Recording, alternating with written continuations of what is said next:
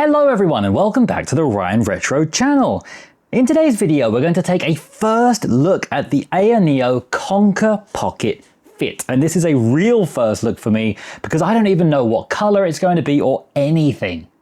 The only thing I really know about it is it's going to be the Snapdragon G3 Gen 3 processor, which I'm really looking forward to shooting out between my other processors I have. This also marks the first time any of the big companies in the scene have reached out to me personally to send me a device, so thank you so much Ayaneo, you are awesome for that. So let's jump into this box and get my lovely little cloud blade that always serves me so well. I know there are a few colors available for this. I usually opt for black versions, but I really like the yellow this time around. I do think they all look pretty good though, so I'm not going to be too angry about any of them. Here we go, Konkr Pocket Fit, Snapdragon G3 Gen 3 gaming platform, Dragon Yellow, that's the one I wanted. 12 gigabytes of RAM, 256 gigabyte hard drive inside. People always get angry at me when I say hard drive. I just mean storage, you know what I mean. Look at that. Oh, the color I wanted. I'm happy about that. So let's get this open carefully without breaking the box. I do love unboxing videos, but I never really film them. Let's get this bad boy open. Ayaneo is a pretty expensive company in this niche. Konkr is meant to be the budget version, but it's still a pretty pricey device. So I'm very curious how the unboxing experience is, as this will be my first ever Ayaneo device. We have a lovely little card on top, and it looks pretty nice. Please peel off this step mask before use. Okay. Oh, lovely. I do really like this little detail here about how they've got the design etched into the top. That is nice. The device itself, I guess, can come out with this finger hole. Oh, and I have to say, that is a lovely material. Of all the handhelds I have, that feels nicer than all of them. I'm not sure what it is about the plastic, but it's very smooth. And before we jump into the device, let's just see what comes with it, and we'll save the good stuff till the end. This circle lifts up and reveals a simple USB-C to C cable. I have millions of these already. I'm not going to use this, but nice they include it. And it seems like that's basically it. I'm not seeing any paper, any documentation, maybe because this is an early unit. You know, I'm not used to receiving early review units. Maybe this is normal. But let's just jump straight into the good stuff then. First of all, how does it feel in the hand? Pretty nice, I have to say. That nice smooth material. It might be a little bit slippery, not overly so, but it doesn't really have any grips on it, but it does feel lovely. And I hope this color comes across on the screen. It's kind of a little bit orange. It's very, very lovely. The ergonomic bumps are pretty nice. It has the layout I like with the left stick on the top. One thing I do notice is these sticks are minuscule. They're like little nipples on the IBM laptops. I was a bit worried about that, and if we compare that to these big sticks on the Odin 2 Portal, these are much nicer to use. So I am curious to see if I can put these on here, which I think could upgrade it quite a bit. Let's feel around the other buttons. The D-pad is very nice. To me, it feels nicer than AYN or Retroid. The buttons also feel nice and don't sound too noisy like their competitors are. We have what looks kind of like a start and select button here. Very, very soft, very nice. Some other buttons I have no idea what they do because I am completely new to Ayaneo. It looks like a Konkr button. So many extra buttons actually, and they all feel nice and soft. It's a nice feeling device, but I do have to say I don't like the feel of these analog sticks. They feel a bit small, scratchy, not much movement. I'm going to have to try them properly in gaming sessions to give a full opinion, but right now I'm not a fan of them. The other buttons do feel nice. Let's move on to the triggers now, which we actually have 3 of rather than the usual 2. The bumper buttons here are nice and soft. The triggers are very nice, completely silent, very smooth, and it does seem like we can actually change them here to being the clicky style. Yes, we can. So by switching this switch to the top, it limits the travel of the trigger so it feels more like a Nintendo Switch clicky button. And by moving this lever down, we get the full range of analog motion. It feels super nice. We have these 2 buttons on the back, which I don't really use on any of my devices. They feel fine. Looking at the bottom, we have what I assume would be the SD card tray. And it seems to pop up like a little seesaw, and it lifts up with little sound effects. We also have what appears to be a headphone jack here, and the USB-C port, of course. On the top, we have the volume buttons and the power button, and I read that on the Snapdragon 8 Elite version, this is also a fingerprint scanner, so I don't believe it is on the version I have, but that's a really cool feature. Finally, we have these tiny little buttons here for the left and right, which I'm not sure what I would actually use for, but I guess more buttons is never a bad thing as long as they're not in the way. So let's now get into the device and see what it's actually like when we turn it on. And I'm especially curious about the screen, because that's been a big point of contention not using OLED in something this expensive. So let's hold down that power button. Straight away, it tells us it's powered by that Snapdragon G3 Gen 3 processor. We have a nice little Konkr Pocket Fit animation, a very, very bright screen, and it's time to set things up. I just signed into my Wi-Fi and we now are in the main menu. Here is the Konkr interface. We have Airspace, the Google Play Store, and a few basic apps. We don't seem to have any built-in emulators unless they're maybe in the Airspace. No retro games yet. Import some now and relive the classics. Okay, let's try that. So it's asking us to tell it where something like ESDE is. Now I do have my SD card from my Retro Pocket 5 here, but ESDE is saved on the internal storage. I'm going to put this in and point it to my ROMs directory and we'll just see what happens. So let's press that nice little seesaw ASMR SD card door, which is kind of like a game in itself. Let's put the SD card in and see what we get. Importing game data, and look at that, we've got loads of systems loaded up. Let's begin with PlayStation 2, why not? And here are my PS2 games. I wonder if it will load artwork for us. First of all, let's just see if we can jump into Auto Modelista and what's going to happen. Okay, it tells us we need to now install an emulator or RetroArch core in order to play it. I've never heard of EtherSX2 Turnip before, but let's give that a go. We have to sign into the Play Store, of course. 색깔 예뻐. Yellow네. Yellow. Orange yellow. Orange yellow. Oh, sorry, it's called Dragon Yellow. Let's try EtherSX2. Item not found. Excellent.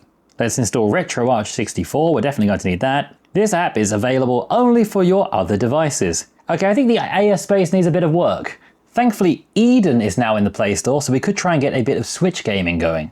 This screen is a 144 Hz refresh rate, which is just incredibly fluid as we move around. It looks wonderful. The one thing I was worried about is that it's not OLED, and I am a massive fan of OLED.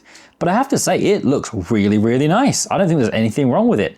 I will always be the biggest fan of OLED, and I think if you have a choice between OLED and non-OLED, I would always go OLED.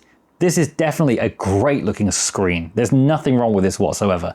Eden has a great driver fetcher built in, and we are recommended to get Mr. Purple T22 here, the newest version, so let's try that out. This is my first G3 Gen 3 device, so I'm not really sure what drivers are good yet. If you do get one and you'd like to share with me, please check out my new updated revamped website I just built from the ground up, where you can put in your compatibility reports and see all my latest videos and all that good stuff. I don't know what happened, I just tried to load Tears of the Kingdom and it said that it's gone into maximum gaming mode and it sounds like a jet engine. Listen to this if I put this close to my microphone. I have never heard any handheld like this. I'm not a fan of noise like this, but it feels so powerful. I think this could actually blow something away. Here is a pack of cards I opened about Premier League players the other day. I think this could actually push it away. It can. That is some serious fan speed. What on earth? Oh, I now realize what happened. I was spamming this button up here thinking it was the start button to skip the intro of the game, but this actually seems to be the power modes. So as I press it, we get a little thing come up on the screen, streaming mode, gaming mode, and then it goes into maximum mode and just goes absolutely bonkers. I guess this is a good opportunity to figure out what the buttons do. If that is not start, then where is the start button? This button has 4 different squares on it, kind of looks like windows, and doesn't seem to do anything. We have what looks like 2 rectangles, which is also not doing a whole lot. We have 3 lines. Our game just crashed, but that's okay because Tears of the Kingdom always crashes. We have 2 little lines down here, which seems to be the home button. And we have this big K button, which looks very similar to the Konkr logo. So I guess that is the Konkr button. And that's what I was looking for. That brings up our control panel here, where we can play around with all our settings. We have performance mode, eco, balanced, streaming, gaming, max. Let's turn on the performance overlay. We're at a 120 frame per second refresh rate right now, so let's bump that up to 144. Turn on gaming mode because I don't want to blow out my microphone with those fans. It seems this little left trigger tiny button up here brings up the app switcher, which is what I was looking for. There are just so many buttons on here. I'm going to have to check the manuals to see what they do. Let's try a classic game test here, one that we test on all of our handhelds and usually works pretty well. The one that I affectionately call Little Prince Boy, Exhale of the Crazy. One thing I like right away here is how you can switch the A, B, X and Y buttons. That's something that on my Retroid and AYN devices, I constantly have to swipe down from the top of the screen and toggle it. Then I have to go into the actual settings of the app itself and switch it around to be either an Odin controller, a Retroid controller, an Xbox controller, etc, etc. You know what I mean if you have one of those devices. But here on the Konkr, I can just press the Konkr button, come down to controller, scroll down to ABXY layout, and freely change it from standard and Japanese, which is Nintendo or Xbox, and it will just straight away be registered in the app itself. So it was on standard mode, and I'm used to pressing X to swing my weapon here, but as you can see, that is jumping because they're switched around. So all I had to do was press the Konkr button, change to Japanese mode, and now it's working just as I expected. That is really nice. Looking at the top of the screen, we're getting around 30 frames per second. Seems pretty smooth here on gaming mode. Like a newly single man on a night out in London would say, let's see if we can find some baddies to smash. Well, it seems like I've completely cleared out the whole area here on my previous save. So instead, let's jump into something else because this seems to be running really, really nicely. Let's instead jump into game streaming because I'd love to see how my addiction, Battlefield 1, is running on this. And if we can get up to 120 frames per second or if there are any Android restrictions. I just want to say while the game loads about this screen. If you didn't tell me it's not OLED, I wouldn't realize. If you told me it was OLED, I would believe it. Maybe it's because I've not looked at a lot of pure black screens yet, but it looks just as crispy and saturated as all of my OLED panels, and I was not expecting to say that. I was expecting to come into this video saying, yeah, it's got some good features, but you need an OLED. But honestly, the more I'm using it, the screen's just fantastic. It's contrasty, it's punchy, it looks great. So now my only real concern is with these tiny little nipple sticks. I'm going to have to spend more time with them, and they're not actually giving me any real issues yet, but I just like something I can sink my thumbs into, like a nice concave thumbstick on an Xbox controller. That's my jam. I've put the handheld into streaming performance mode, which I assume makes sense. I've set it to 144 Hz refresh rate, although this is capped to 120. And let's just see how smooth it is. I'm really curious to see. It looks like we are getting absolutely dominated on the map here, so let me spawn into a car a little bit out of the way. I'm hoping I can press this A button to deploy. I can indeed. And if there was any problems with that, I know I can just hit the Konkr button, come to controls, and just change the layout here. I really hope Retroid and AYN adopt this. It's much better than what they're currently doing. The sensitivity is also really low here, so I think I can maybe change that.